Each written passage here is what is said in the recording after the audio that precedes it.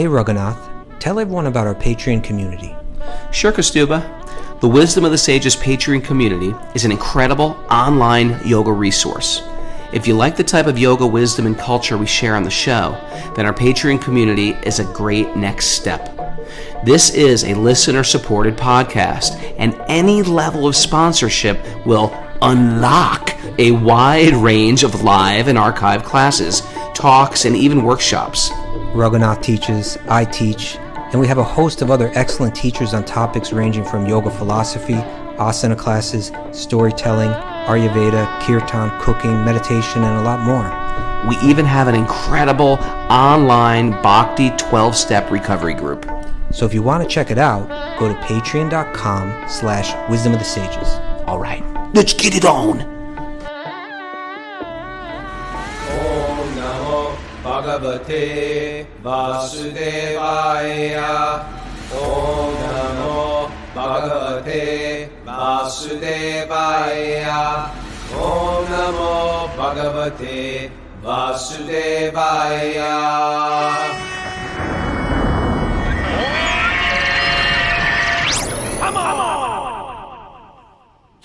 Live from Super Soul Farm, this is Wisdom of the Sages, a daily yoga podcast with your host, Raghunath, and co-host and senior educator at the Bhakti Center in New York, Kaustubha Das, broadcasting live from Cartagena, Colombia.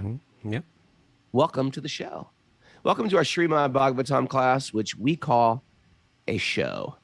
And welcome to Walk on Wednesday, actually. It's Walk on Wednesday. Before we introduce our Walk on Wednesday guests, which is a day of the week that we pick somebody who's doing something sort of interesting with their life, and we pick their brain a little bit for about 5 or 10 minutes. Before we get to there, I just want to say, me and Mara made it back. Kaustubha, we made it back. And Kelly Skinnergy, who was with us, made it back. And Bunky, we made it back. Good. Yeah, so we're having a few bumps on the road. There are a few bumps on the road. My septic system's completely frozen. Okay. And I didn't realize that until yesterday. And if you want the damn honest, booked the wrong flight. Mara booked the wrong flight. Yeah, that was the problem. Mara booked the wrong flight. Yeah, and our flight was canceled, which is why we missed yesterday's show. Our flight was canceled, and there was no heat in the yogi house, and I have about 1,100 reasons to be bitter, spiteful. Angry, resentful, and I'm just not going there. Trying my best not to go there. That's where I'm at today. I'm trying my best not to go there. I'm trying to see some bigger picture. But you know what? I'm going to say truthfully, it's hard. I came back to an empty house, which was very, very challenging on my everything. My kids are not here. First time. That must be really. It was my first bizarre. time ever. For it's bizarre, because we're going through a divorce. My ex-spouse, I guess I can come, moved out. So my kids are not here. I feel like abandoned in this, not abandoned, but just sort of like I'm in this big Super Soul farm alone, and it was really sort of confronting, and it was a freaking mess on top of that, and it was just like. Just had to be very emotional yesterday and try to be just try to deal with life like that, and I have to figure out like when is my appropriate time to see my own children. It's an incredibly confronting thing, and it brings you really back to that one statement that we say a lot is like, in this world, there's just you and God. You know what I mean? At any minute, everything's different and everything's changed, and my life has a whole new a vantage point to it.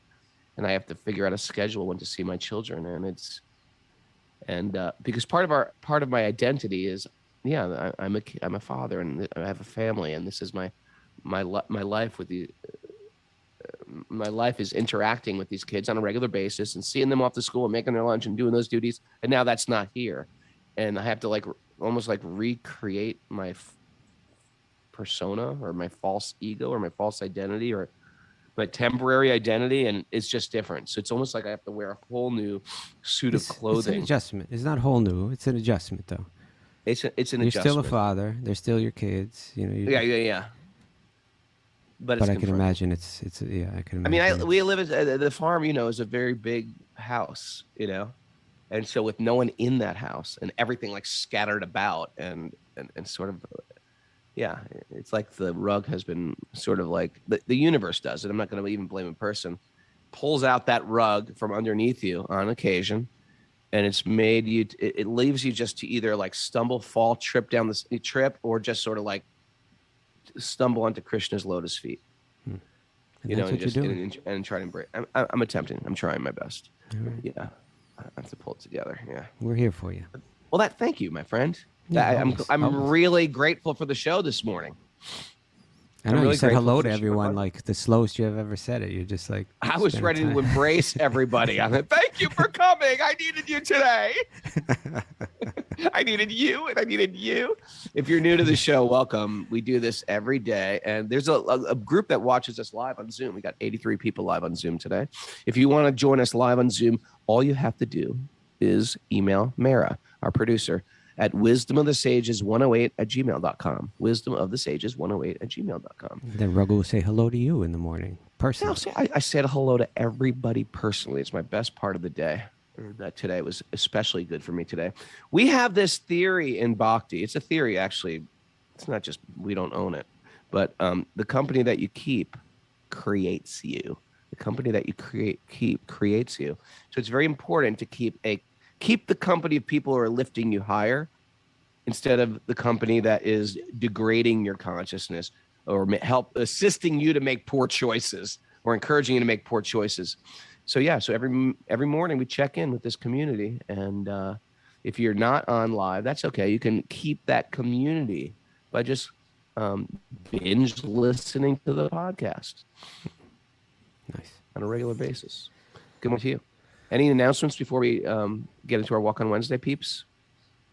Yeah, for Patreon members, we have an asana class with Trevor Vaughn this morning at 8 a.m. And there's Bhakti Recovery group meetings today at 1 and 9:30 p.m. Eastern time. Bhakti Recovery Group. Love it. Love it. I want to thank everybody who's a member of Bhakti Recovery. I get so many positive feedback from that. If you're interested in Bhakti Recovery Group, go to our website, wisdomofthesages.com. It's a 12-step recovery program for people. Instead of just saying, you know, in a regular 12-step program, you can worship anything as your higher. You can worship my mug, my Wisdom of the Sages mug that somebody gave me. You see the dented cans. You can worship that as your higher power. But in Bhakti, I don't know if they quite go that far. I think you can. Nancy R., give me a thumbs up if I could worship this mug as my higher power. Yes. Kaustubha. Okay. I think that would be unusual, but in any case. Well, you could though, because people have aversions to higher power. So they say, yeah, I worship my car keys as my higher power. But you could, but we say higher power is sweet baby Krishna. Maris Same looks principles. like she's worshiping her mug over there. Maris like, yeah, mug, that's where I'm at. That's where I'm at. My mug would never do that to me. Your God would.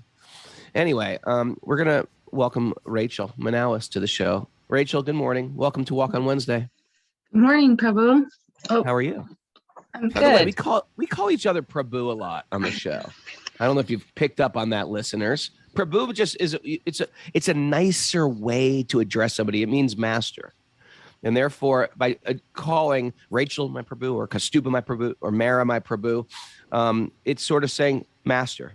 Instead of saying yo, which sort of means, hey, you piece of crud, it means like, hey, master. And the way we speak affects our consciousness, the way we think. Because if Kaustubha is my Prabhu, right, that makes me the servant. And the language helps us remember what we actually are in reality. Reality is I'm a servant. I'm here to give. I'm here to give some love. So we like this little word, Prabhu. Okay, sorry about that. I was a little squirrel, a morning squirrel. Welcome to the show, Rachel. Rachel has a great story, right? Rachel,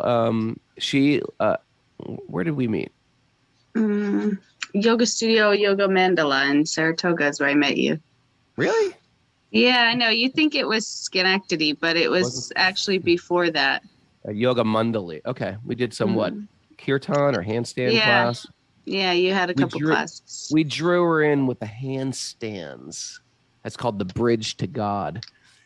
Get her in for the handstands, keep her for the kirtan, and then have her sign her name on the cult documents. Now she's officially in. Welcome. And she had a big, important, you're a great story, Rachel, of how she had a very, big, important, maybe complicated, full-on job working for the federal government, right? Why don't you tell your story so I don't so I'm not the walk on Wednesday. Why don't you tell your story? No, I'm interested in how you tell it. So I worked for a contractor of the Navy. We designed nuclear submarines. I guess that was past tense, so not anymore. But that's what I did. And I met Raghu. I followed him around a little bit to different studios in the Albany Capital Region area. And then I heard him talk about India at one of those studios. And as soon as I heard him talk about it, I just felt like I needed to go. So I signed up for pilgrimage.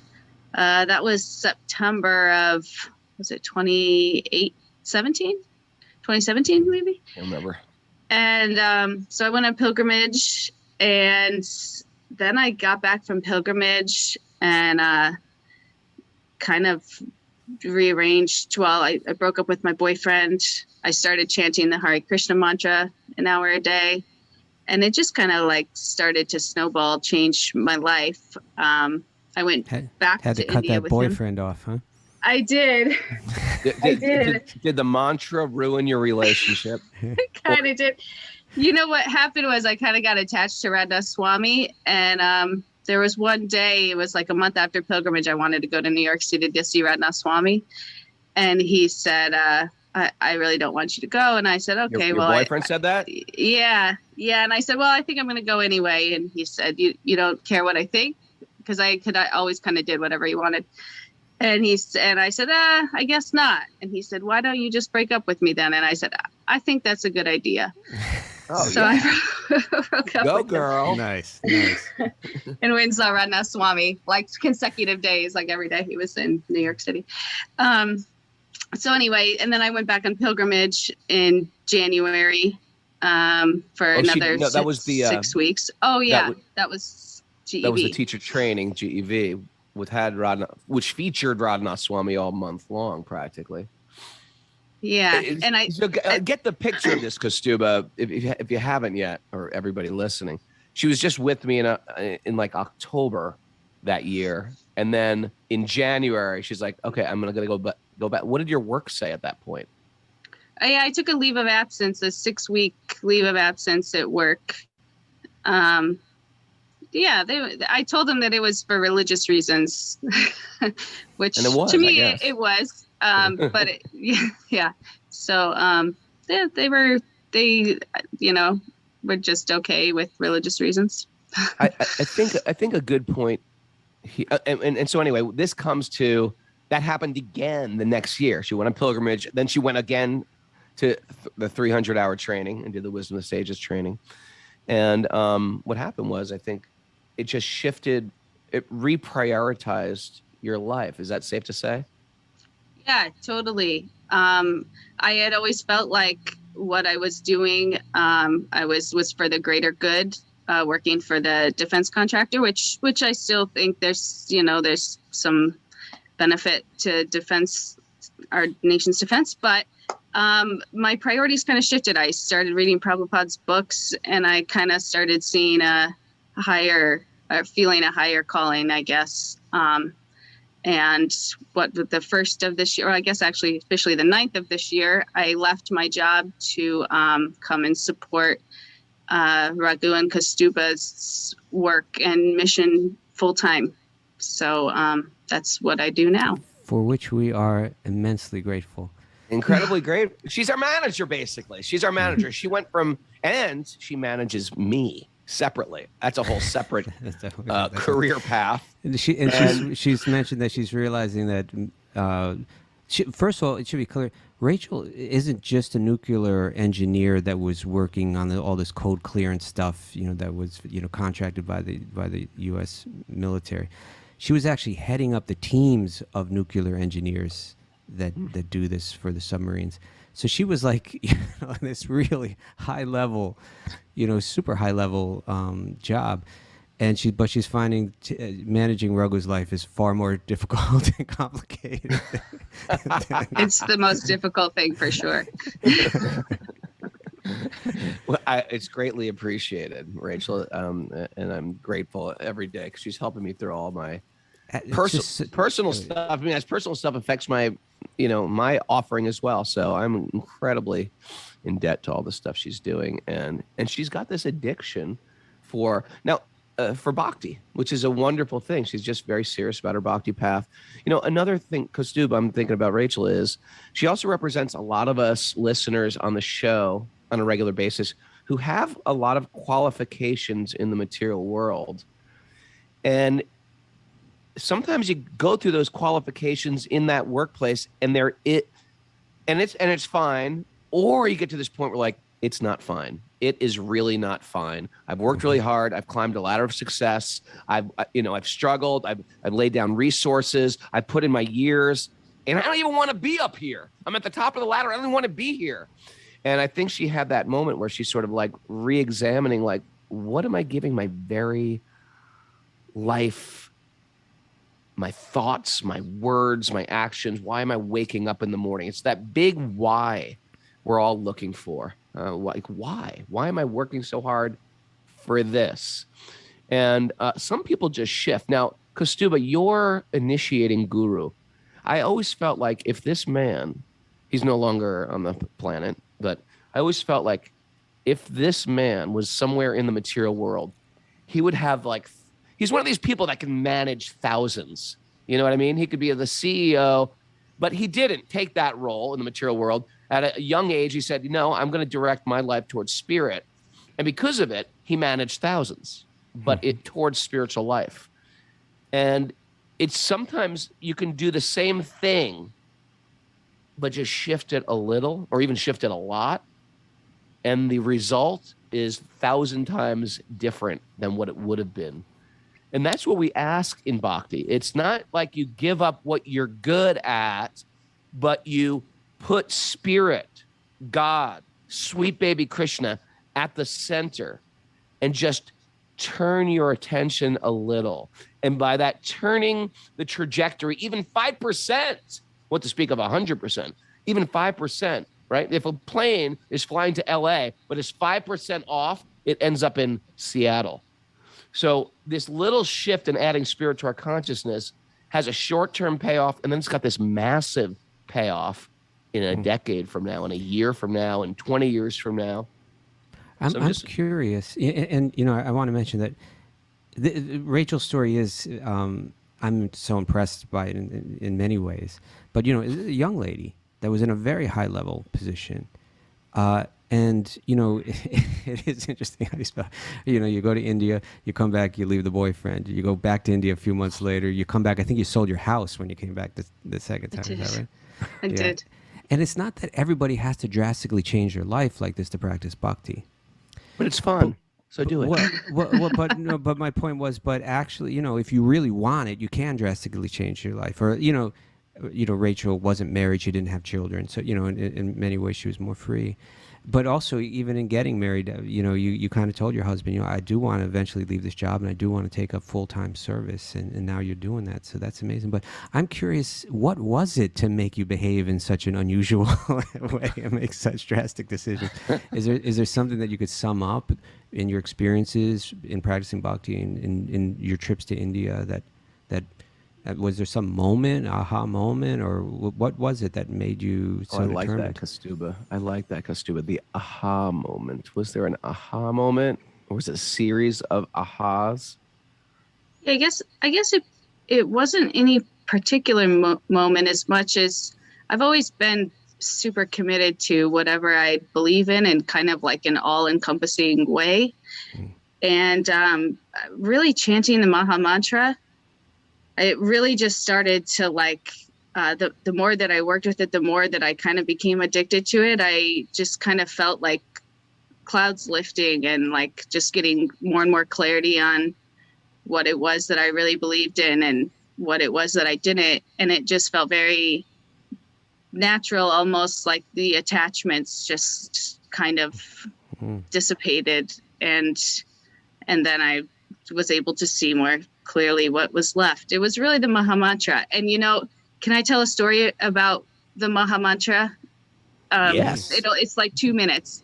But the first time I went to India, I was actually working with a different mantra. I was into yoga, but it wasn't so personalized. I was working with the Soham mantra, and I was working with it for an hour to a day, and it was fine. It was very peaceful. It was, but I started talking to Raghu in India about the Maha Mantra, and I was kind of curious about it and intrigued. And so the pilgrimage kind of went on, and it ended in Vrindavan. And in Vrindavan, one of the things we did was walk around. We call it Parikriyam. We walk around this route in Vrindavan, and we chant on beads. And I didn't have my beads for some reason that morning, and I asked Raghu if he had some beads I could borrow. So he gave me this like beautiful. I wish I had them right now, but they actually broke the other day while I was chanting on them, and I have to get them fixed. But there are these beautiful like beads from Mayapur that were soaked in ghee. They're just like these really beautiful beads. Anyway, so he gave them to me. I chanted on them. Afterwards, I was like, man, can I hold on to these the rest of the day? Like, these are so powerful. And he was like, you know what? You keep those beads, but I only want you to chant the Maha Mantra on them. And I was like, okay. And I felt like it was like so special that he had given me these beads, that they were beautiful, nice beads. They were personal to him. I just felt a lot of like gratitude. No, what a nice gesture, Raghu. Then I went home. Give him beads and trick him into chanting the Hare Krishna mantra trick. Well, I went home and I substituted that one for what I was doing. And while what I was doing, I had felt a lot of peace and relief. The Maha Mantra, it was like a turbo boost. It brought chaos into your life. Turned it Sometimes you upside need down. a little chaos. No, it made me feel like fearless. And where I had felt a lot of peace, it made me feel a lot of fearlessness and clarity. And so I chanted on those beads, and it was actually like a couple weeks ago that I was chanting on them, and they broke in my hand, and I felt like my heart sink. And I told Raghu, and he's like, oh, it's fine. You get them fixed. Like, it was like no big deal. Like, oh, beads break, you get them fixed. Like, okay. So I don't have them now, but We'll that's get them my fixed for you. Yeah, so Well, I need you're to go to working- Mayapur. I'm going to say you're working for the Abbott and Costello of Bhakti-yogi now, so congratulations. But we do. I we think, Kaustubha, desperately you're need you. insinuating that I'm Costello. I Is that didn't what mention you're who's saying? Abbott and who's Costello. We know what you're talking about. Anyway, Rachel, thanks for joining us and sharing your story. And we'll be talking to you all day long today, probably, and tomorrow as well. It's the job that has no financial reward, but we're glad you chose it. No, but it's a valuable service, and we appreciate it. And we got to get our act together, and we needed someone to come in and do it for us. I know. So now we have someone. But, it's a little, and so if you're thinking about like, well, how can I Krishnaize or spiritualize my work? I think Rachel's story is a little inspiring, and like, how can you add it a little bit more to your life? And you can still do what you love to do, but it just might be tweaked a little bit, and that result will be different too. Right. Thank you, Rachel. Thank you. Thank you both. Rachel. It's really been a pleasure working with you both so far, and I'm really looking forward to the future. Thank you. Yeah, so me much. too. Me too. Well, okay, Kaustubha. Yeah, we ready? Get back into it? Yeah, let's get back into it. What canto are we on? We're on I Canto lost 4. Canto 4, okay. Narayanam Narayanam namaskritya naram chaiva narotamam devim saraswatim vyasam tato jayam mudirayat. Before reciting the Srimad Bhagavatam, which is our very means of conquest, one should offer respectful obeisances to the Supreme Lord Narayan. Unto Narayan Rishi, the supermost human being, unto Mother Saraswati, the goddess of learning, and to Srila Vyasadeva, the author. Nasta prayesh vabhadreshu nityam bhagavat sevaya bhagavati uttama bhaktir bhavati naishtaki. By regular attendance in classes in the Bhagavatam and by rendering service to the pure devotee, all that is troublesome to the heart will become eradicated, and loving service to the Supreme Lord, who is praised with transcendental songs, will be established as an irrevocable fact. Om Gyana Timarandasya Gyananjana Shalakaya Chaksurunminitam Nena Tasmai Shri Gurave Namaha. I was born in the darkness of ignorance, and my teachers are opening my eyes with the torchlight of knowledge. I offer my obeisances at their lotus feet. Mara, where are we? Reading from Canto 4, Chapter 7, Text 32. Chapter 7, Text 32. Hey, Kaustubha, you're traveling tomorrow, right? That's right. But you're going to do it without me, right? Yeah, I'm doing it. I'm solo doing the show tomorrow. Solo? That's a Can you guys tolerate that? Everybody on Zoom, can you tolerate a solo Raghu show tomorrow? Watch out. Who knows where it's going to end up? Mara, you know, that mute button. You can use it, right? 'Cause you know how to use that gong. So should I rewind a little bit here and please, my rewinder, my rewinding friend. Yeah. So we're basically, you know, make a long story short, we're at the conclusion of the Daksha Shiva pastime, where so much chaos ensued, but now things have all settled down, and there's a happy ending now, and everybody's back doing their spiritual ritualistic ceremonies together. Everybody's working on the same team now. And then Lord Vishnu appeared in that arena.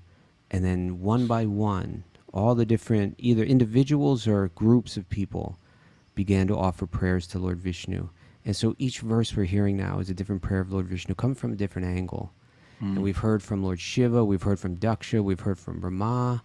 Now we're going to hear from Indra, the king of heaven, right? Like he's like the number one kind of guy in a certain way, right? He's the number one god, you'd say. Not like, of course, Shiva's not included. And of course, Brahma's not included, who's the father of them all. But for the rest of them, he's like numero uno. Yeah. Okay. Let's hear what he says. Let's hear what Indra says. King Indra said, "My dear Lord, your transcendental form with 8 hands and weapons, and each of them appears for the welfare of the entire universe. And it is very pleasing to the mind and eyes. In such a form, your lordship is always prepared to punish the demons who are envious of your devotees." Well, it's interesting, right? That's his angle, because it's kind of, you know, he's like the king of the heavens, but it means there's others that are vying to take control, right? He's trying to do it on behalf of Vishnu. There's others that are trying to take it away. And so when he thinks of Vishnu, he thinks you're the one that comes and helps, you know, punish the demons, the asuras, the ones that are they're the ones, my enemies. You know, in a sense, he's saying it's not the most enlightened prayer. It's a beautiful prayer, but you know, for him, Vishnu is that person that helps him fight, right? Yeah. Text 33. The wives of the performers of the sacrifice, right? Those are like the Vedic Brahmins. The wives of those Brahmins said, the Brahmanis. I love that word, a Brahmani. "My dear Lord, this sacrifice was arranged under the instruction of Brahma, but unfortunately, Lord Shiva, being angry at Daksha, devastated the entire scene. And because of his anger, the animals meant for sacrifice are lying dead." Right? They were going to be resurrected. They do this peculiar thing where the animals gets killed, but it immediately becomes younger and resurrected. But now they're actually dead because it was a whole. If you missed the previous episodes and you're just coming to this episode, it was they had a religious function, and it just became a crazy bloodbath. Is it safe to say bloodbath? Free for all. It was like an episode of Narcos. Okay. Okay. Therefore, the preparations of the yajna have been lost. Now, by the glance of your lotus eyes, the sanctity of this sacrificial arena may be again invoked. So you know, here the wives. It's nice. The wives are coming. We've seen throughout this Leela that it's often the women are stepping up and kind of being the voice of reason or voice of compassion. Here they speak with the compassionate voice that, hey, you know, has anyone taken note of the fact that there are different animals that were here, and when all that chaos ensued, they were killed, and you know, can we look after that? You know, so they're turning to Lord Vishnu and saying, you know, maybe you can also help these animals. It's text 34. The sages prayed, "Dear Lord, your activities are most wonderful, and although you do everything by your different potencies, you're not at all attached to such activities.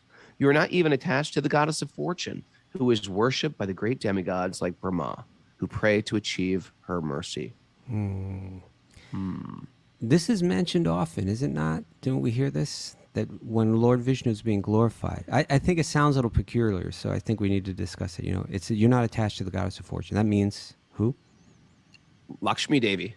Lakshmi Devi. Like that's his consort, right? She's very devoted to him, with love in her heart. Is Lady it Luck, cold? we call her. I mean, I don't know. Right? Isn't that the goddess of fortune, Lady Luck? Well, I mean, you know, people translate. You know, they translate it in different ways. They say luck, right? It's Lady Luck. I don't know what Lady Luck even means. Mara, can you research Lady Luck Lady origins? Luck. Lady Luck. But here, this Lakshmi Devi, you know, they say she is the goddess of fortune. Materialists worship her for wealth, right? And so when we hear, it's a thing, right? It's a thing. It's a thing in India. I get students always say, "Raghunath, I need more abundance in my life. Can you give me a Lakshmi?" They'll never say, "I need more money." They're like, "I need more abundance." That's such a yoga statement. Is there a mantra for abundance? Euphemism. Yeah. So it's not uncommon. It's quite common in India that, you know, people worship different gods or goddesses with different materialistic purposes. And so when it's being mentioned that Vishnu is detached from the goddess of fortune, it's not saying that he's a cold person that has no heart, you know, that doesn't reciprocate with one who treats him and serves him with love. But what it's saying is that he doesn't have the attachment that others have for the goddess of fortune, right? They're approaching her because they want something from her. They want wealth. They want something separate from her. Whereas Lord Vishnu, has no interest in that. You know, Krishna, Vishnu, there is no interest in anything of the material variety. There's only thing that moves him is love. So this is speaking that he's detached. He's also self-satisfied. He needs nothing of her. He's also self-satisfied, which is very important. Self-sufficient, self-satisfied. And Prabhupada speaks about that. You're thinking like Prabhupada. Yeah. Prabhupada said in the purport? Well, let's read it. Okay. Why don't you read that part? Okay. In the Bhagavad Gita, it is said that the Lord has no desire to achieve any result from his wonderful activities, nor has he any need to perform them. But still, in order to give an example to people in general, he sometimes acts, and those activities are very wonderful. He is not attached to anything. Na mam karmani limpanti. Although he acts very wonderfully. Karmani limpanti. Means I'm not attached to work. He is not. Yeah. He's not attached to karma. To the results, to any of the results of his work. Okay. He is not at all attached to anything. Bhagavad Gita 4:14. He is self-sufficient, right? We feel we need something outside ourselves to be safe, to be satisfied, to be joyful. He's not in that illusion. Right? It's this part of Krishna's qualities or Vishnu's qualities that is very attractive. That's actually within us. We talk about the Atma supersidity, to become satisfied within the self, and there's it's a very glorious high level thing when I can be satisfied just being with myself and in my day-to-day life, where I'm not so needy and dependent. And oftentimes there is a drive. I need somebody out there to make me whole, especially single people, out there. We feel I need somebody. Who's that person? Who's the lucky girl? Who's the guy? Who's my soulmate? No, Krishna's your soulmate. Become satisfied. And guess what? It's more attractive. If you're looking for a soulmate, I got news for you. It's more attractive if right? You think being needy is an attractive thing? You're going to attract some kooky person out there if we're really needy. When we become really satisfied with who we are, if we can be alone with ourselves, right? I came home to this empty house yesterday, right? Mm-hmm. I have to be happy with what I am as a person alone with myself. And it's a much more attractive thing to a quality person that wants to come towards you. And you have something to offer them, right? You have something to offer to the people that come into your life because you yourself feel complete. You're not just I'm a needy person. I'm a parasite. I want to suck your blood. No. this beautiful quality of becoming happy, self-satisfied is something we can all develop. It is a godlike quality, and that will attract that soulmate instead of going on the mad soulmate hunt. Yeah, there's different words in the Bhagavad Gita, but this theme comes up again and again in the Bhagavad Gita. Sometimes the word antasukha is used. Antasukha, one's sukha, one's happiness, is antar, is within. Internal. Antar sukha. Yeah. Right. And other terms are used too. Atmarati. There's different, but it's a theme that comes up again and again. And I understand it as being one of the important qualities of a wise person. A person that gets it. They get how the whole universe is moving and what their place in it is and all. Most of us are moving around on different levels of illusion, confused by the world. It's moving in different ways. We don't understand it. Why is this happening? Why is that happening? Why do I have to go? Whatever it may be. Someone who is wise, they at a certain point they know not only theoretically, but they actually deeply realize and understand that I don't need anything outside me to be happy. Happiness is really it's an inside job, right? It's Kaustubha. You like that? You like that? Happiness is an inside job. Yeah. So when you get that, you're like quoting Instagram now. Oh, is Happiness that an is an Instagram inside thing? job. Read that again. Oh, That's but that, as you're saying, that's an attractive quality. And Krishna's got, he's all attractive. He possesses all the attractive qualities, and that's one of his essential qualities. That's what the sages are mentioning here. And you know what? The sages are these are the sages speaking right now, right? What does sages mean? What does it mean to be a sage? It means you're wise, right? And so we've seen a lot of lack of wisdom coming from the priests, right? Like they're very into religious rituals and religious rules and regulations, but they hadn't necessarily acquired. They may have a lot of knowledge, but they hadn't really acquired the deepest wisdom, and therefore their whole world blew up. And all the chaos that we read about earlier happened. Now the sages are speaking. These are people that are beyond that. And they're coming out and they're pointing out, we can understand that when they say this, they're saying it. You know what? Some of the commentators are pointing out, as you read through these different verses, that when this person's speaking, he's really speaking to these people. When this person's speaking, he's really speaking to these people. And so now, although the sages are praying to Lord Vishnu, their message is going out to the priests. You do all your rituals to get materialistic things. You worship Lakshmi because you want abundance, right? We'll use the euphemism. The abundance mantra. You want the abundance, but that's not Vishnu. She serves him, like with her entire. He doesn't have to approach her to try to get something material. She's given her everything to him, Lakshmi, the goddess of fortune. As a matter of fact, we'll hear that unlimited goddesses of fortune worship him. But he's not at all attached to what they offer in that sense, right? He's attached to their love, and he's moved by their love.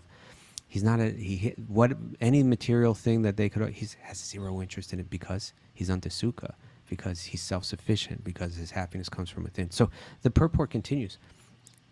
The example is given here that the goddess of fortune, Lakshmi, is always engaged in the service of the Lord, but still he is not attached to her. Even the demigods, like Brahma, worship the goddess of fortune in order to win her favor. But although the Lord is worshipped by many hundreds of thousands of goddesses of fortune, he's not at all attached to any one of them. This distinction concerning the exalted transcendental position of the Lord is specifically mentioned by the great sages. He is not like the ordinary living entity who is attached to the results of pious activities. Trying to get good karma. It means nothing to him. Right? That's attractive. The more what I was thinking when you were speaking, Raghunath, is people read Bhagavatam, Puranas, Mahabharata, Ramayana. They read these texts and other literature, other kind of spiritual literature from other traditions. Sometimes what they do is they'll take, say, a figure like Lord Vishnu, and they won't even accept him as real, but they'll accept his his literary persona, how he's presented as like an object of meditation. That let me meditate on that, on the qualities of that quote unquote God, in order that those qualities arise in me. Right, in order that those qualities may arise in me. Sure. So they see the concept of a god or goddess as a meditational focus point for self-transformation. Sure. Right. And maybe that's a good. You're saying that's not a bad starting point. Well, yeah, that's not exactly what I was going to say, but you could say that. And my point is, we believe that Vishnu is much more than that. But that being said, it's true that we can meditate on Vishnu and meditate on his qualities, and for the purpose of those qualities arising in us. Why do we want those qualities to rise? We want them to rise in us so that we can serve him, so that we can, because that is our original nature. We want that original nature to arise so that we can serve with love. But it is interesting to think about that, right? In other words, to think, it's kind of like that story. Was it last week? We told that story about Sanatana Goswami, and someone came to him, heard that he had this touchstone. It's a stone that could turn anything into gold, and they come to him and they're saying, "Yeah, here, you got this stone." "Oh yeah, I got one of those." "Where is it?" "It's in the garbage over there." It's in the garbage. Can I have it? Can I have it? Yeah. Go. Just go. Go grab it. No problem. And then, he gets that touchstone. And then he begins to think later on. Well, now if he had it, what did he say? Why is he keeping it in the garbage? If this is the yeah. most valuable thing he's got, why does he keep it in the rubbish in the compost heap over there? Right. And so then he comes back and says, "What is it that you really have that's more valuable? If you'd keep this touchstone in the garbage, you must have something special. How do I get that?" And so similarly, when the sages now are speaking to the priests, they're giving them a similar message, right? If Lord, you're worshiping the goddess of fortune for money, for quote unquote abundance, right? But Lord Vishnu already has Lakshmi serving him wholeheartedly, and he's totally unattached. So what does he have that you don't have? Meditate on that, right? Think about that, right? What you're focused on. There's something far beyond it that would be more prudent for you to focus on. I think I got punked by my son Rocco when we were floating down that river, and I was obsessed with Aztec gold. I was like, "There's got to be some gold in this river," And I was just like, "I want to find a precious treasure." I was like digging through. Raghunath, I was thinking of you yesterday. With treasure. I want to find a treasure in my life. That's what I was thinking of you, because yesterday wasn't the day before was my wife's birthday, but yesterday we kind of, in one sense, celebrated it, where we went out, and I think I mentioned this on Saturday on our show, that we went out on this boat to these islands, right, like that are off of the Caribbean islands that are off the coast of Cartagena. And I had never been in any place like this in my life. She hadn't either, although she grew up in Sri Lanka, which is very tropical and everything like that. But like, I'd never been on these crystal clear blue waters and all of that. Unbelievable. It's very beautiful. And this boat would just like drive you out there, and then you just jump off the boat and swim around. It was really great. And it's like completely placid. It's everything. Yeah. The water's like warm, like a bathtub. Yeah, and you can see all the way down, and then they give you these goggles and snorkel. Yeah. And you go around, but also the whole area has this whole history of pirates and treasures and all that. It's real, man. There's lots of gold and pirate booty. I'm sure it's down there, and I was thinking, well, maybe I can find something for Raghunath down here. I see a little top of a treasure chest. I dove off the boat and I went all the way down and I touched, like the coral. Something that was solid and hard. Maybe it was golden. We saw a conch shell down there, actually, like a real conch shell, like right there in the coral and everything. But I was thinking maybe there's some gold coins down there. Maybe there's a treasure chest. I'm surprised you didn't stay here for like an extra couple weeks. I can't leave this place until I find it. Truthfully, I don't even want it for the gold, for the value. I just want to discover for the history. There's history behind this stuff. For the. Yeah, but I just want the discovery, the adventure of it. What? but the happiness that you're searching for, you won't find it that way. It's Well, that's in what my you. son said to me. It's That's in what my you. son said to me. I want a treasure. And he goes, you mean like the holy name? Oh, I was like, not that treasure. Not- it's like not you the always wanted treasure your of the kid to say holy stuff name. like that, but not to you. All right. Okay, All thanks for that squirrel, Kaustubha, the Caribbean You're squirrel, we call that. Yeah. Oh boy, the next verse is so good. I think. Oh, I'm not going to be here for it, so let's do it quick. This verse is really good. Text 34, all right, or maybe text you want to keep 34. it for tomorrow. Text 34. Oh, Now this, or is that 34? Text or 34 is the sage is no? praying. I'm sorry. Text 35. The Siddhas now pray. The Raghunath. Siddhas are the perfected beings. Like an elephant that has suffered in a forest, but can forget all his troubles by... It's a forest fire. Slow it down, Raghunath. Slow it down. Like an elephant that has suffered in a forest fire, Forest but can fire. forget all of his troubles by entering a river. Our minds, O Lord, always merge in the nectarian river of your transcendental pastimes. Oh my God, this is great. beautiful. And they desire never to leave such transcendental bliss, which is as good as the pleasure, which is as good as the pleasure of merging in the absolute. Okay, I don't get that part, but yeah, the material world's like a forest fire, isn't it? Yeah. Well, My ass is getting a little burned today, Kaustubha. okay, get a little burn now. Imagine it's such an excellent simile, right? Yeah. That you take an elephant. It's a powerful creature, very powerful creature, right? It's like it moves through that jungle, and everybody's like, "Look out, elephant's coming." But a forest, no matter how high we rise in this world, how much respect we get, how much power we have, how much influence we can exert in this world. Ultimately, we can become very weak in a moment. And even that powerful elephant, when there's a forest fire, what's it gonna do? Can't climb. It can't fly off like a bird. Yeah. But there's, when you're surrounded by that fire, what can be more frightening? How could you ever be more vulnerable than? But the one thing it can do, it can enter into the river. And imagine how, if you're being tormented by fire, and you don't know if you're going to survive, the heat is getting hotter, right? Right, but the river's always cool. River's running cool. There you go. When that elephant finds that river, even in the midst of the fire, even though the fire is burning all around, it can rest and find peace and satisfaction, and here it mentions forget all its troubles by entering that river. So This analogy could save your life one day, actually.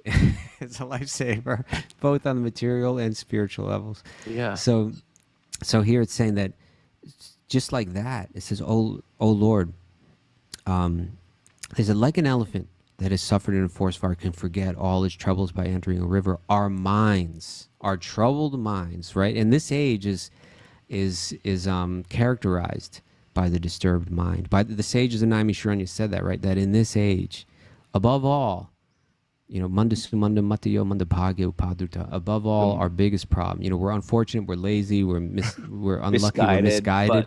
But above all, always disturbed. Our minds are always disturbed. So I was our like, minds, sages, you nailed it. That's a prediction where we're for the at. 12th canto. Yeah. No, from the first canto. Right. Oh, yeah. Is it? Sorry, Is it? first Yeah. canto. So, in any case, it says, like an elephant that has suffered in a forest fire but can forget all his troubles by entering a river, our minds always merged in the nectarian river of your transcendental pastimes, and they desire never to leave such transcendental bliss, which is as good as the pleasure of merging into the absolute. In other words, when you merge into the absolute, you're free of all suffering. So this frees us of all suffering, just like liberation, pure, complete liberation. So what is it?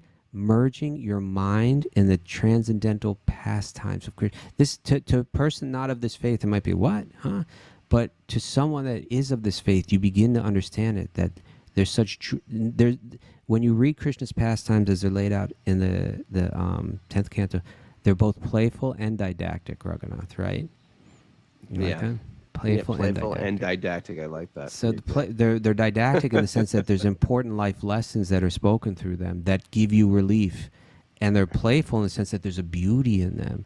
There's not only like a earthly beauty, but there is a beauty that is entirely transcendental, that one begins to relish, right? We call them Rasika Bhaktas, devotees who are beginning to understand the nature of the love that's being expressed in these pastimes, and just hearing of that love, you begin to feel that love in your own heart.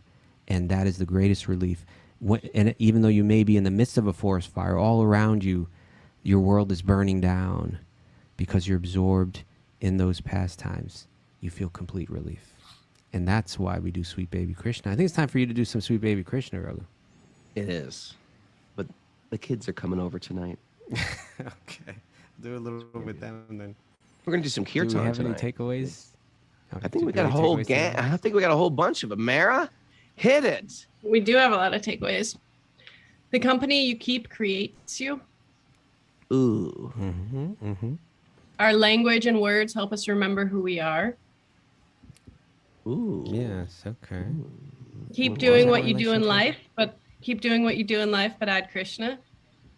Yeah. Right. Yeah. Krishna is your soulmate. Oh, A wise Krishna's your lover. Krishna's your lover. A wise person realizes that happiness is an inside job. There you go. Via Instagram. Thank you. Do not keep Lakshmi, keep Krishna, and Lakshmi will stay. Ooh, Milaki. Interesting. Enter the river of spiritual ecstasy. And the like holy that? name is the treasure. The holy name is the treasure. Boom, that's a good one. From Rocco. Kaustubha, Read that again. That was Rocco. read that again. Milaki. Kaustubha, now you say that. Huh? Did you like it? Then say it. Say Milaki. I did like it. I liked it. Hey, I'm headed home. I'm going to join you guys now, Raghu. This is my last. All right, I leave this Kaustubha. If your plane does not get canceled, one. Yeah. is that? But whatever. We Yeah, accept it. if they cancel my flight, then I'll be here tomorrow morning. If not, I'll be back on Friday. Well, all right. Well, we got you. And I want to thank everybody for joining us and Rachel Manowis, our walk on Wednesday, and for doing all our service. All our regular Zoomers want to thank you guys. Fun to have you here. And I personally want to thank you for being here this morning for me. And I also want to thank all our Patreon members who support us. This is a community-supported podcast. If you like what we're doing and appreciate it, go to patreon.com/wisdom of the sages. And you can give a monthly donation, and that gives you access to, we know it's still going like crazy, Kaustubha. I don't even take part in it that much. Is that Discord thread? There's like a I don't massive take part at all. The Discord thread is like a snowball that's rolled down a hill, and people are constantly texting each other. There's recipes and hardcore bands, Krishna bands, and They should have a thread just for band names on the Discord thread. Oh, that should be. Yeah, why don't you do that? Set up a Discord thread. I don't know. For band names. Armar, he's asked me to start a new channel, and I forgot how to do it. And I think Mara and I tried to figure it out. We'll figure Armar it out. in charge of that. I know. Well, I can't even figure out how to do that. That was the problem. I was trying to turn it over. That's who we need. We need a manager. That's why we need a manager. Things are falling through our fingers, Kaustubha. Welcome back, Mara. How's your heating in your house, Mara? I have no heat. I had heat last night when I went to bed, but I woke up without any.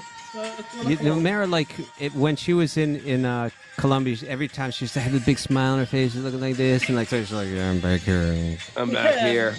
She went from Malibu, Mara, to Montauk, Mara. Montauk, Not even Mara. Montauk, though. It's Montauk in the winter. Yeah, it does make you a little tougher being on the East Coast. Yeah, tougher. Okay, I got a spoiler alert for everybody. Ready? Mm-hmm. Gonna be okay. Gonna be okay. That's the spoiler alert. It's all gonna work out fine. You needed to hear that today. That was for you, but I'm gonna keep that. Make a T-shirt out of it. And I found out on the message board that Vegan Trucker gave me this mug.